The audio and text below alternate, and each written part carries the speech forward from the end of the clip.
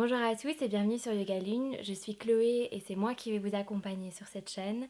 Alors avant de passer au cours, on va d'abord voir quelques postures de base ensemble. Donc chaque semaine, il y aura une nouvelle posture que l'on va détailler ensemble.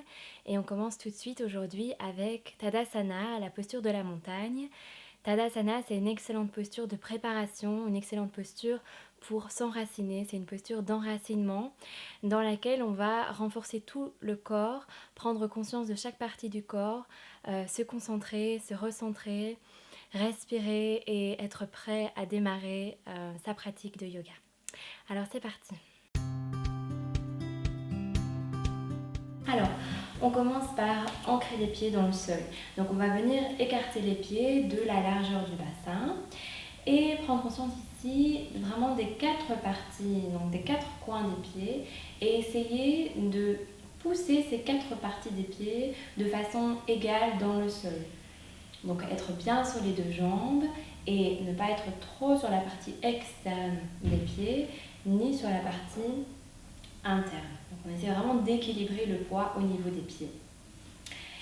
Donc les pieds bien ancrés, les jambes vont être actives, même si on va éviter de mettre de la tension dans les genoux. Donc les genoux restent souples, mais les jambes sont bien actives, en particulier l'intérieur des cuisses. Donc les pieds et les jambes, ça représente en fait la base de la montagne, donc qui est bien solide, bien stable. Et le haut de la montagne est représenté par le sommet du crâne, qui va, comme une montagne, vouloir s'élever, s'élever, s'élever un maximum. Donc on a vraiment deux forces opposées entre la base qui reste bien stable, qui pousse dans le sol, et le sommet du crâne qui va vouloir s'élever au maximum. Donc le but c'est vraiment d'allonger la colonne, de se tenir le plus droit possible. Ce qui arrive souvent quand on veut se tenir droit, c'est qu'on va ici ouvrir la poitrine et du coup sortir les fesses. Pour éviter ça, on va vraiment engager ici les abdominaux, engager le périnée. Donc on va ici en fait soulever le périnée, ce qui va laisser un petit peu d'espace pour réaligner le coccyx avec le reste de la colonne. Donc c'est une image, mais on va vraiment essayer de tirer le coccyx pour le réaligner avec le reste de la colonne vertébrale, donc le coccyx vers le bas, sans pour autant mettre de la tension dans les fesses. Donc c'est plutôt à l'avant que ça se passe et à l'arrière qu'on réajuste calmement. Au niveau de la poitrine, on va éviter donc de sortir les côtes, on va ramener ici bien en place. On va juste penser à ouvrir le cœur, les épaules ouvertes et les bras allongés le long du corps.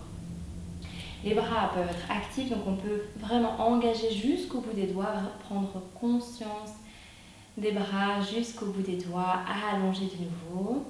Et au niveau de la tête, on va rentrer légèrement le menton pour allonger la nuque au maximum.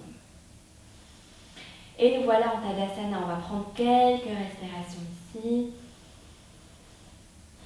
Sentir toutes les parties du corps, les pieds bien ancrés, les jambes actives, les abdos, le périnée engagé, le coccyx vers le bas, le cœur ouvert, les épaules détendues, les bras allongés, la nuque allongée et les muscles du visage détendus. On peut fermer les yeux ici si on veut quelques instants pour observer la posture de l'intérieur.